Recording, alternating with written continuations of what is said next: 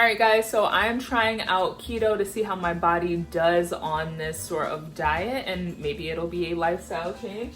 I'll be using this ketogenic cleanse cookbook to accompany me along my way. And so the recipe that I'm actually whipping up today is not from that particular cookbook.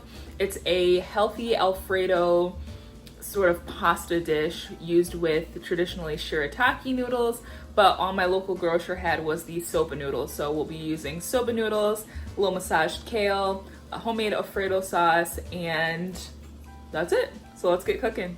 All right, and here are some of our ingredients for today. You guys, not everything's organic. Don't shoot the messenger, okay? I'm just trying to do a little something. So this recipe calls for shirataki noodles, but this is all that my grocery store had. So we're just gonna do the Japanese buckwheat noodles with yam. We're gonna bring our water to a boil and then strain the noodles when that's all done. And while we wait for that water to boil, we're just gonna soak this yummy kale in some apple cider vinegar with the mother. It just cleanses it, right? Even though it's thoroughly triple washed, we just want to make sure that we massage it through and get it all nice and clean. Noodles cook fast, so don't leave them in long, 2 to 3 minutes. 1/4 butter, 3/4 heavy whipping cream.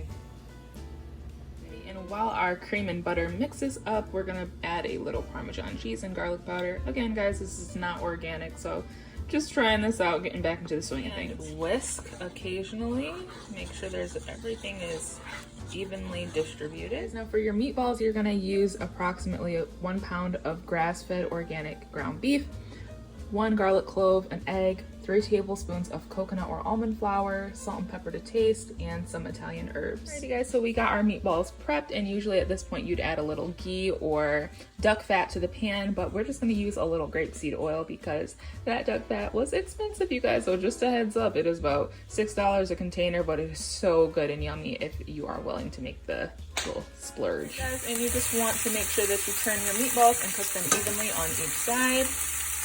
2 minutes per side should do it. Are whisking that sauce because it will clump up on you. If you have to add a little bit more whipping cream, don't be afraid to do so. Add a couple handfuls of that Tuscan kale or whichever species you'd like to use, and let that cook down in the sauce. Go ahead and add your shirataki or your soba noodles or whatever noodles that you'd like.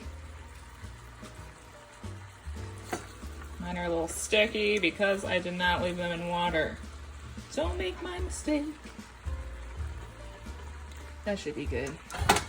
I don't want to overwhelm, and these look pretty glued together, so I might just leave that. So I'll have enough room for the meatball. Alrighty guys, here we have it.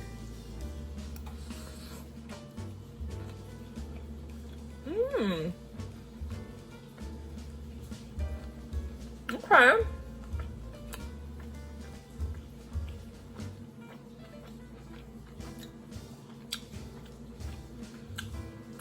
That's it.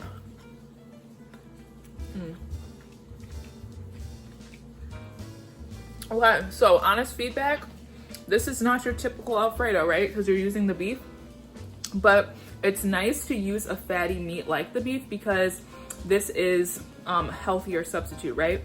So we don't have a ton of sauce. We're not using a bunch of butter, even though there's butter and whipping cream in this. We didn't go overboard with the amount. So the fattier meat definitely does compensate flavor-wise. I could have added a little bit more salt, but I'm glad I didn't.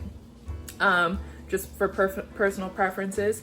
The kale is like that nice balanced touch that gives you like a cleaner chew to it. I don't know how to describe that any other way other than I don't like a super greasy feel in my mouth when I'm eating pasta dishes. So the kale just cleans it up a little bit. So super proud of myself for trying out these keto recipes, and so should you. If you guys would like more details on amounts or products used, just let me know in the comments below, and we'll talk soon. Bye. And there's your final result: low carb Alfredo and meatballs.